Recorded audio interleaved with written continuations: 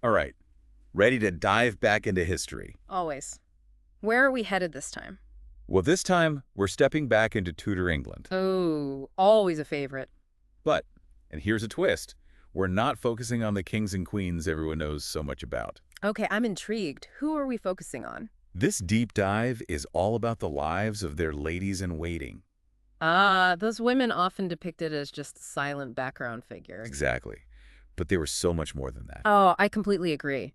Their stories offer a whole different perspective on this era. Like, we're getting a behind-the-scenes tour. We've got some great sources to work with this time. Oh, yeah. What kind of stuff? We've got letters, first-hand accounts, even some, let's just say, scandalous whispers from these women themselves. Sounds juicy. It is. And we'll be using all of this to uncover how these, quote, invisible figures really shaped the tumultuous Tudor era. You know, it's amazing how much we think we know about this period, but the perspective of these ladies-in-waiting, well, it kind of flips the script. Right. And they really challenge our assumptions. We often think of them as simply servants to the queen. But they were so much more than that, weren't they? So much more. They were often highborn, well-educated, and their roles involved a lot more than we might think. They were confidants, advisors, and sometimes even, dare I say, political players. It really makes you think about the lives of young women in Tudor England. Imagine, your family has some status, but your future is basically marriage. Right, pretty much. And for some, becoming a lady-in-waiting was a desirable alternative. It was a chance to maybe gain some social standing, Learn the ways of the court. even catch the eye of a suitable husband, perhaps. But I'm guessing it wasn't all fancy dresses and courtly dances. What were the realities of life as a lady-in-waiting? Well, it was definitely not all fun and games. I bet. For one, it was insanely competitive. You needed the right connections. So who you knew mattered. Big time. And recommendations from influential families. Like a high-stakes game of social chess, just get your foot in the door. Exactly. And even if you managed to snag a position, the real work was just starting. I can imagine. Long days, demanding duties, and always being watched. Oh, absolutely. Constantly under scrutiny. Let's look at some specific examples. In our sources, we see a lot about Maria de Salinas, a Spanish lady-in-waiting who served Catherine of Aragon. Ah, Maria. Her letters are just incredible, a true window into this world. I can't wait to hear more about her. What stands out to you about her? Well, she served Catherine for her entire reign and wasn't afraid to speak her mind, even to, some pretty powerful men. So not your typical quiet and obedient lady-in-waiting then. Not at all. Her letters show a woman who is sharp, witty, I love that. and deeply homesick for Spain. It's almost like reading a personal diary from right in the heart of the Tudor court. I can only imagine the culture shock. Oh, for sure. And you have to remember, she was serving a queen whose own position was, shall we say, becoming a bit shaky. With Henry pushing for a male heir and Anne Boleyn waiting in the wings. Talk about a tense situation. And Maria's letters give us these little glimpses into Catherine's struggles. Like we're right there with them, feeling the pressure. Exactly. And speaking of tension and intrigue, we've got another interesting figure in Catherine's circle, Francesca de Caceres. Oh, yes. The sources mention a rather fascinating theory about her, don't they? Yes, there's this idea that she was secretly working for the Spanish crown. A spy in the Queen's inner circle. Well, whether she was a full-blown spy or just passing along information to her contacts back home, it's still up for debate. But even the possibility adds a whole new layer to things, doesn't it? Totally. It underscores how these women could actually be players in international politics. They weren't just serving the Queen, they were representing their families, their countries, their own ambitions. It's like a real-life Game of Thrones with alliances shifting constantly. And everyone vying for position. Precisely. And remember, this was a time when a king's desires could literally reshape a nation. And those desires could be pretty dangerous for the ladies-in-waiting, right? Oh, absolutely. Navigating them was a risky business. Especially with Henry VIII. We can't forget about Elizabeth Blount, the lady-in-waiting who caught his eye while serving Catherine. Oh, yes. Elizabeth. She became pregnant with Henry's illegitimate son. Which obviously caused quite the stir at court. It was a direct challenge to Catherine's position and a huge risk for Elizabeth herself.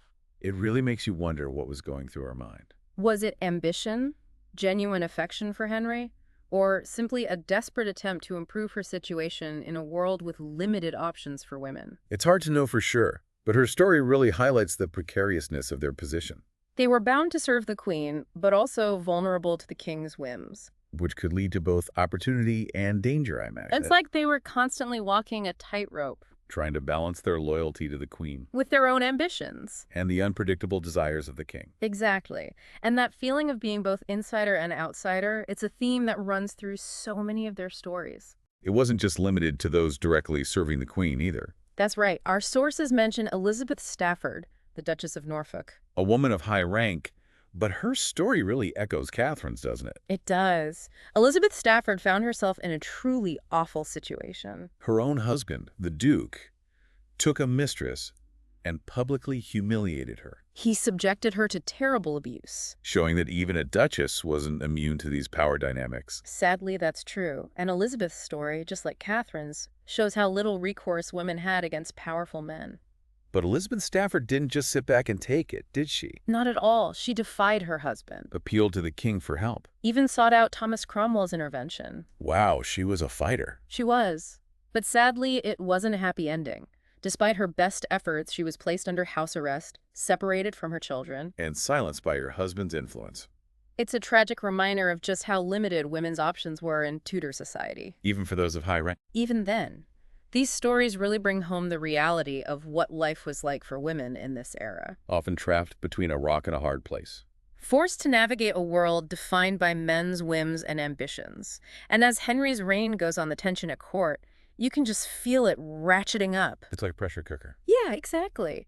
His obsession with getting that male heir and, well, his behavior just gets more and more unpredictable. Creating this atmosphere of fear and suspicion. You said it. And remember, Henry wasn't shy about using accusations of treason to get rid of anyone he saw as a threat. And those accusations often extended to the women surrounding his queens, right? Absolutely.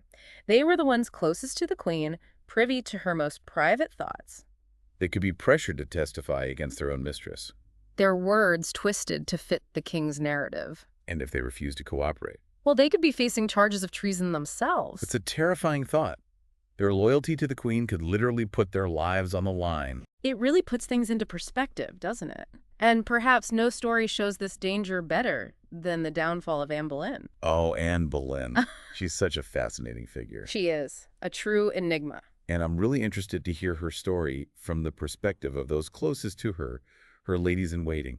It's interesting, isn't it? Because many of them had previously served Catherine of Aragon. So you have this mix of loyalties within Anne's own household. Exactly. Imagine the awkwardness, the tension. Were they forced to choose sides? In a way, yes. Some remained fiercely loyal to Catherine, refusing to even acknowledge Anne as the rightful queen. While others saw opportunity in aligning themselves with the new power structure. It was a recipe for conflict, that's for sure. And as we know, Anne's reign ended quite abruptly and tragically. It did. A truly Shakespearean fall from grace. What role did her ladies-in-waiting play in her downfall? Were they complicit? That's a question historians are still debating today. There's no easy answer, is there? Not at all. We have to remember, the evidence we have is often filtered through Henry's agenda. He wanted Anne gone, and anyone who got in his way, well. There are consequences. So these women were under immense pressure to cooperate with the king's investigators. And several of them were questioned extensively about Anne's behavior. Her conversations, even her private moments. It's chilling to think how those details could be twisted to create this narrative of adultery and treason. And we can only imagine the moral dilemmas these women faced. Did they speak truthfully, risking the king's wrath? Did they lie to protect their queen, knowing it could cost them their lives? It's a stark reminder that history is rarely black and white. These were real people forced to make impossible choices. Our sources mention Margaret Shelton, who was rumored to be one of Henry's mistresses. Ah, yes, Margaret. A young woman of noble birth and quite beautiful by all accounts. Apparently, she caught the king's eye. And the rumors of their affair spread like wildfire through the court. It's like something out of a movie. But was there any truth to these rumors? Hard to say for sure. Court gossip was a powerful weapon. So we have to be careful about taking those rumors at face value. Exactly. But even if they were false, imagine being Anne Boleyn, already insecure about her position and then having to deal with a potential rival within her own household. It must have created an atmosphere of suspicion and unease. Absolutely. And when we talk about suspicion and betrayal, we can't overlook Elizabeth Brown, Lady Rochford. She was married to George Boleyn, Anne's brother. Right. And she ended up testifying against both of them during their trials. Her testimony focused on these small details, everyday conversations between Anne and the men accused of being her lovers. It's frightening how these seemingly innocent details could be used to build a case against her. It makes you wonder what motivated Elizabeth Brown to betray her own family like that. Well, some believe she was coerced by the king's men, desperate to save herself. Makes sense. Others suggest she might have resented Anne. Maybe jealousy or even a desire for revenge. It's a reminder that human motivations are rarely simple, especially in a place as cutthroat as the Tudor court. And Elizabeth Brown's story is a cautionary tale about the power of suspicion and fear. Her actions had devastating consequences, not just for Anne and George, but for herself as well. She ended up implicated in a plot against Catherine Howard, Henry's fifth wife. And met a tragic end on the scaffold. It's a stark reminder that in this world, no one was truly safe.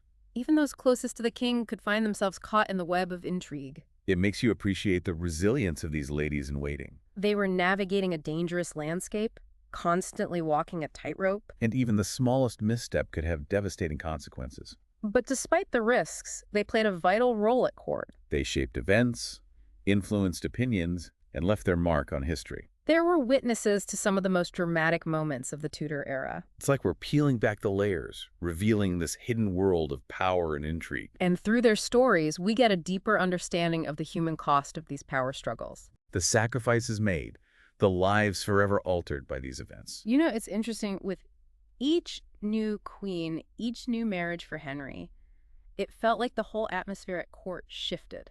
Almost like a reset button. Right. And after all the drama and tragedy with Anne Boleyn, I can't help but wonder what it was like for those entering service under Anne of Cleves. It's a big change of pace. It is. And you know what's fascinating? Anne of Cleves' arrival was met with a lot of excitement. Really? Why is that? Well, she was a German princess, and this marriage to Henry was seen as this major diplomatic win. Like a power move. Exactly. A potential alliance against those Catholic powers in Europe. So there were a lot of international implications riding on this marriage. Big time.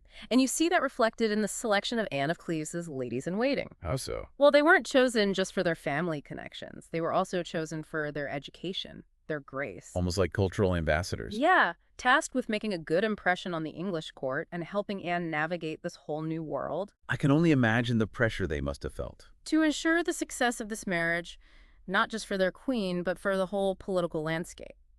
But as we know, the marriage didn't exactly go as planned. Sadly not. Henry famously took an instant dislike to Anne. Do our sources give us any insight into how this played out from the perspective of her ladies-in-waiting? They do, actually. Several accounts suggest they were among the first to sense something was off. Really? What tipped them off? They saw how Henry treated Anne, his coldness toward her, his lack of interest. They were witnessing this marital breakdown firsthand. Sadly, yes. And it must have been so awkward for them. What could they even do in that kind of situation? It's not like they could force the king to change his mind. No, but they could try to ease those tensions, encourage at least some kind of amicable relationship. Trying to smooth things over. Exactly. And it really speaks to their dedication to their queen. But as we know, their efforts didn't change the outcome. Henry had made his decision. And the marriage was annulled after a mere 6 months. What a whirlwind. What happened to Anne of Cleves' ladies-in-waiting after all that? You know, it's surprising, but some of them chose to stay with Anne. Even though she was no longer queen. Yeah, it really shows their loyalty and perhaps even a genuine affection for Anne herself. It goes beyond just duty. It does, and it challenges that idea that these relationships were purely transactional. There were real bonds there. Right. Bonds of friendship and respect that went beyond all the courtly politics. It's amazing how these personal stories add so much depth to history. They do. They remind us that history is full of these unexpected connections, these human moments. As we've journeyed through this world of Tudor ladies-in-waiting, Oh, it's been fascinating. I've been so impressed by their resilience, their ability to adapt and navigate some really tough situations. They saw it all. The rise and fall of queens, all the shifting alliances, the constant threat from the king. And yet they persisted. Leaving their mark on history in ways we're still uncovering. It's like we've been granted this glimpse into a hidden world. A world full of whispers and secrets. And a surprising amount of influence. These women were not just background characters. They were active participants in the Tudor drama. And that's what makes this deep dive so rewarding. It's a reminder that there's always more to discover about the past. Especially when we look beyond the usual narratives. And focus on those who have often been overlooked. It's about giving a voice to the silenced. Recognizing the power of those who are seemingly powerless. And piecing together a richer, more complete understanding of history. So, until our next deep dive, keep questioning, keep exploring. And keep searching for those untold stories. The stories that can truly illuminate our understanding of the past and our present. And if you've enjoyed this journey into the world of Tudor ladies-in-waiting, don't forget to subscribe to the deep dive, so you don't miss our next adventure into history's overlooked corners. Until then, keep diving.